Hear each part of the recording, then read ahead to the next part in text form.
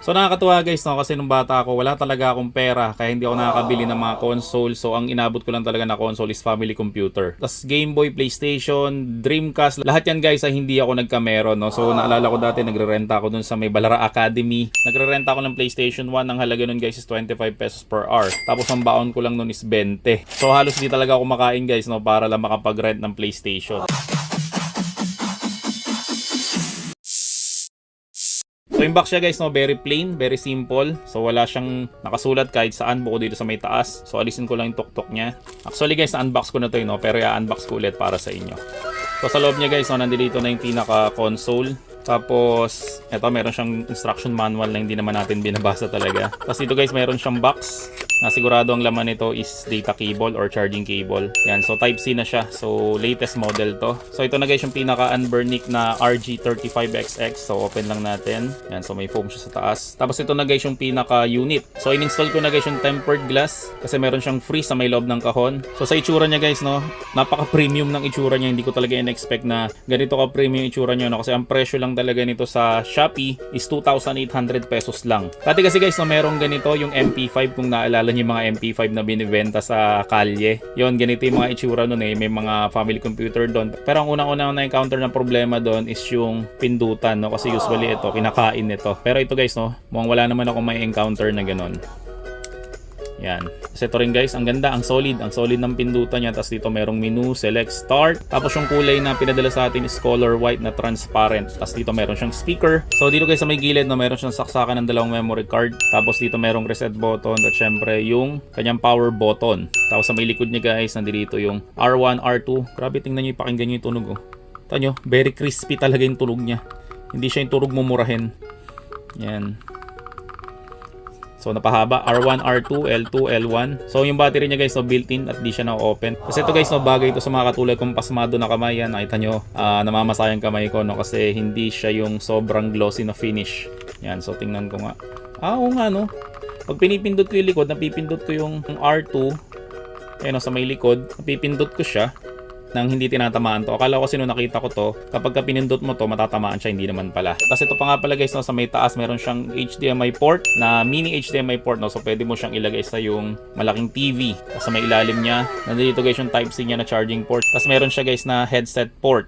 Yan, tapos sa may gilid niyang kabila, so nandito guys yung kanyang volume minus at volume plus. So yun guys, ang pinaka-itsura niya, no, so ang gawin natin guys is i-on na natin tong unit para makita natin kung ano ba yung kaya niyang gawin. Grabe screen nito guys, no, akala ko yung katulad lang rin ng mga lumang MP5. Pero yung screen niya guys, no, parang screen siya ng cellphone. IPS screen yung nilagay nila dito. Kasi guys, dati mga sa MP5, mga plastic screen lang siya. Ito guys, hindi.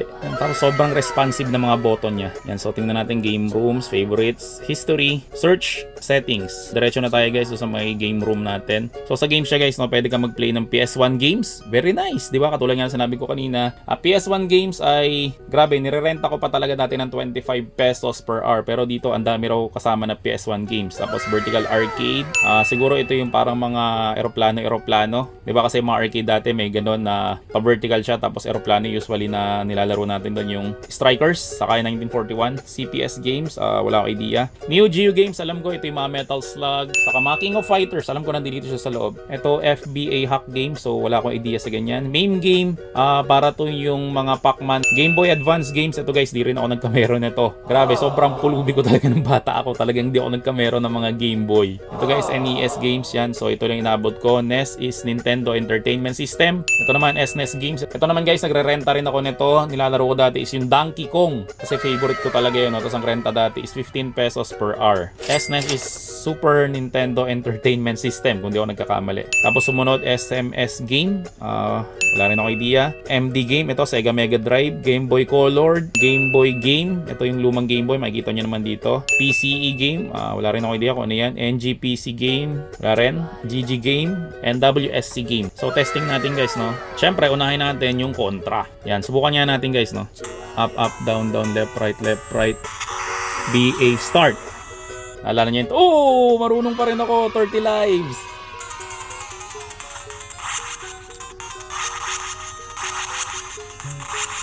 At wala siyang turbo. Dapat turbo to. So, barrel, talon. Wala siyang turbo. Diba kasi dapat turbo to. Ayun, turbo nga. Ayun, may turbo siya. Okay, very nice. Sarap laruin.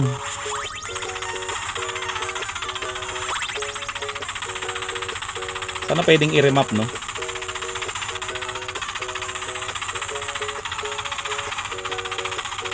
Nice. Oh no, sana pwedeng i-remap kasi ganito yung bumabaril ako dito. Tapos dito yung talon ko eh. Dapat ganyan yan eh.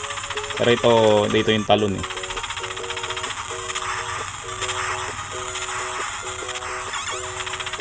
Nakita nyo, diba? Sabi ko sa inyo magaling ako dito. Kala nyo binubola ko kayo ah.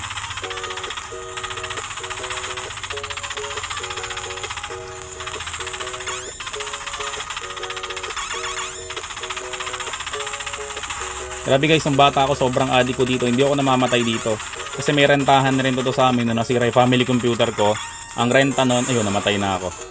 Ang renta namin dun guys ay 5 piso ang isang oras. Yan, so pag pinindot natin guys yung menu, yan, pwede nating i-save game. So i-save ko muna siya. So kapag sinave nyo guys, no, mamaya pwede nyo siyang balikan. So paano ba dito yung home? Ito siguro, reset. Oh no, mali. So pag pinindot mo yung reset, hindi pala yun. So hintayin ulit natin siya guys mag-boot. Yan, so mabilis na naman siya mag-boot, mga 15 seconds. So ulitin natin, game rooms. Tapos punta naman tayo guys ng SNES games. So ito, nakatuwa naman no. Yung top 1 of games sa family computer na nilalaro ko is top 1 rin dito. Tapos yung ito yung Donkey Kong Country na 1. Ito rin guys yung nilalaro ko lang talaga sa SNES eh no. So open niya natin, tingnan natin magiging gameplay nito. Ang ganda guys ng ano niya, hindi siya nakakangawit. Oh, grabe oh. Sobrang nostalgic dito.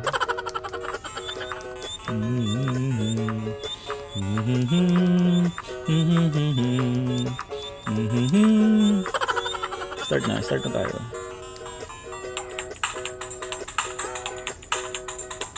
Ayan. Ito guys, dati pwede itong 2-player eh. Yan oh, pwede 2-player. Pero ito, hindi ko alam paano ito magiging 2-player. So, start na muna tayo dito. Ang ganda guys ng screen niya. Nakakatuwa yung screen niya. Pag nakita nyo ito sa personal, kakaiba yung screen niya. Hindi yung kamukha ng mga sinaunang MP5 na mga papangit. Ano ba talon dito? Okay, so same pa rin. Sinasabi ko sa inyo, di ba? Attack, talon. Attack, talon. Ito meron yan dito eh. May balloon yan. Oh, wala. Ba't walang balloon? Ba't may balloon to? Okay, so let's go.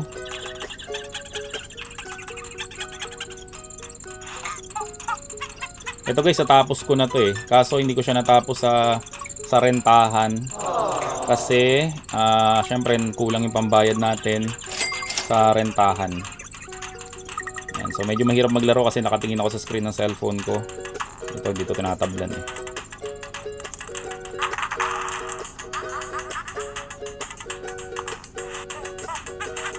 Galing, di ba? Yan, so stop na muna natin. So ang gawin natin ay, paano ba to? Ano ba yung home button dito? Pindutin mo lang pala yung menu tapos exit game. So pili pa tayo ng iba. Try naman natin guys yung PS1 game. To Tekken 3 naman guys. To naman nilalaro ko to sa arcade. So hindi ako masyadong magaling dito. Basta ang alam ko lang ay alam ko yung combo ni King. Ganda guys. Ang ganda na. Nakaka-elibs to. Sarap naman. Try ko yung arcade mode.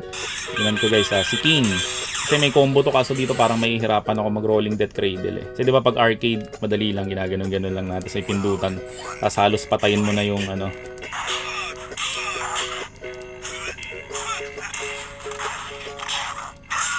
Oh, perfect agad. Bilis naman.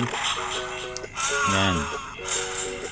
So yun, so nakita natin pwede yung Tekken. So exit rin natin ulit. Pili ulit tayo ng ibang games. Ito guys, Marvel vs Capcom. Try natin Marvel vs Capcom. Ito naman, grabe, nakikipagpustahan ako nito nung high school ako. Kaso hindi naman lagi ako nananalo, no? So most of the time talo. Pero ayos lang naman yon kasi enjoyment lang. Madalas kami naglalaro nito guys dyan sa may Evergotesco, doon sa may Glicos, sa may baba. Sobrang addict ko talaga nito guys, no? Tapos nung nalaman ko na meron palang palaruan ng arcade sa may Peralta na 2 piso lang ang isa, doon ako naglalaro.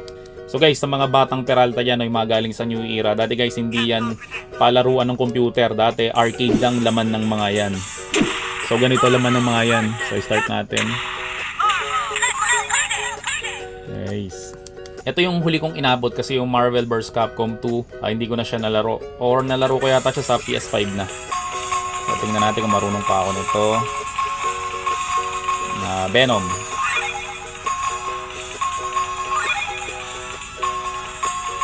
So, try natin ito. Turbo. Stick, di ba?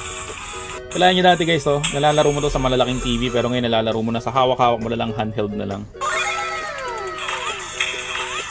Nalala si Mega Man yung madaya kasi high punch lang yan ay so low punch, medium punch, high punch. Yun yung high punch. Kaya natin mag super. Ayun, super.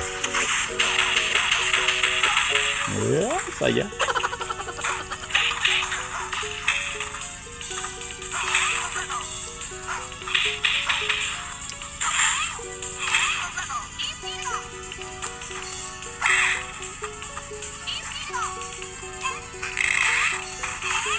Ayun, super. Yun.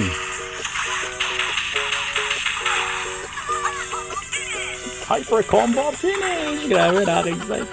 So, exit lang natin ulit. So, pili ulit tayo ng ibang games. Ito, ano ba ito? Konti lang yung laro niya sa PlayStation, no? Pero pwede itong dagdagan eh, alam ko eh. So, try natin guys ay Neo Geo game. Try natin yung Metal Slug. Ayun, Metal Slug 1. So, ang coins dito guys, ipindutin mo yung select. Yan, para dumami yung coins. Diba kasi dati naguhulog tayo ng coins sa arcade. So, matatapos yun na guys yung Metal Slug, no? Kasi unlimited, continue kayo. Yan, so, start natin. Yun, ganda. Yun, yung talon. So, pasensya na guys kung malikot yung aking gameplay. Kasi hindi talaga ako sanay na. Kasi hindi talaga ako sanay sa ganito. Okay. Yan. So, working rin guys yung Metal Slug. Nakakatuwa. Matatapos ko na yung Metal Slug. Kasi sa arcade to, di ko ito matapos eh. Siyempre, mahal nga naman ng token, di ba? Yeah. Kaya aeroplano ka.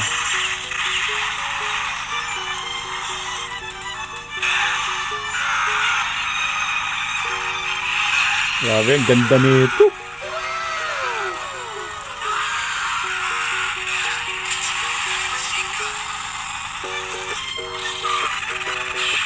Nakita nyo yung pati yung paglalag oh. Diba ganyan dati, pag sobrang daming graphics naglalag, nakuha niya rin eh. Talagang experience rin dati, mas maganda nga lang talaga yung screen eh. Oh, very nice.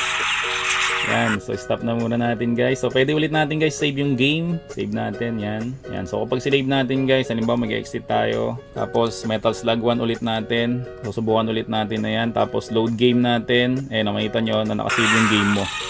Diba? So isa yan sa mga dagdag features nitong Anbernic, yung ibang features niya. So dito guys, meron rin palang search button, no? So pwede nating i-type ay Contra. Yan, so makikita natin na nakita niya yung Contra. Tapos ano pa meron dito? History, mga nilaro mo kanina. Tapos favorites, syempre pwede ka maglagay ng mga favorite mo na game para hindi ka na mahirapan mag-search ng mga game na yon. Ang ganda naman ito sa settings guys, meron siyang battery, voltage, yan, tapos capacity yan. So meron pa tayong 91%. Kasi ang pinaka-battery round nito ay 2400 mAh. So malalaro mo siya ng up to 5 hours. Kapag mga hindi naman heavy games like family computer na, pero kapag mga PlayStation siguro mga 2 to 3 hours. So sapat na 'yon, sapat na 'yon. Ayo, test button sound, pwede nating lagyan, yan oh. So mas malalakas yung battery, so patayin ko na lang yung button sound. Tapos icon settings, yan o, pwede nyo rin palitan yung icon settings nya. So try ko to, ito para mas maganda to, colorful. Background settings, yan, so marami siyang images, so ito para mas cute to. Tapos language settings, syempre English, schedule power off, then sumunod backlight time, ito. Tapos backlight brightness, so pwede, may lilinaw pa pala to, yung gawin nating 5. Ito yung ganda no. Button custom, ayan guys ang pinakalaman nitong Anbernic na RG35XX. So ang review ko dito guys, no, hindi ko in-expect na ganito to kaganda. Okay, kasi unang-unang yung screen pa lang guys, ang ganda ng screen niya. IPS screen guys, no. So ito guys yung ginagamit din sa mga cellphone, no? So kung meron ka dating MP5 yung binibili sa Raon o binibili sa bangketa, no. So hindi ganoon guys yung screen nito. Ito guys yung screen nito salamin. Kasi yung MP5 na yun, yung screen nun is plastic lang. Tapos yung buttons niya naman guys, ang ganda ng buttons niya. Hindi siya yung pipichugi na button, yung very clicky. Ano, mapansin niyo wala kayong naririnig. Tapos yung sounds niya naman guys, no. Okay na sa ganito guys, sa ganitong kalaki nadidinig nyo naman. Tapos mono lang siya. Yung likod niya hindi ko pa na-testing masyado, yung R1, R2. Pero mukhang okay naman siya, no? Kasi akala ko nung una nung tiningnan ko to ay kapag pinindot ko ang R2 saka L2, mapipindot ko yung R1 saka L1. Hindi pala ganon. So sa battery life niya guys, no, hindi ko pa na-testing talaga siya ng buong hanggang malobat. So mamaya testingin ko, no, kasi ito muna ilalaruin ko, no. Itatabi ko muna yung PS5 para sa anak ko muna yun, pati yung Switch. So baby, no, para kay Papa Bear muna tong game na to. So guys, sa mga gusto mag-avail nito, no, wala pang 3,000 ang presyo nito, no. So maglalagay ako ng link diyan sa may description section ng video na to kung saan makakabili nito, no. no, make sure lang guys na yun yung i-click mo, no, para ma-avail mo guys yung 2,800 pesos at legit na nagbebenta talaga nitong Anbernic na RG35XX.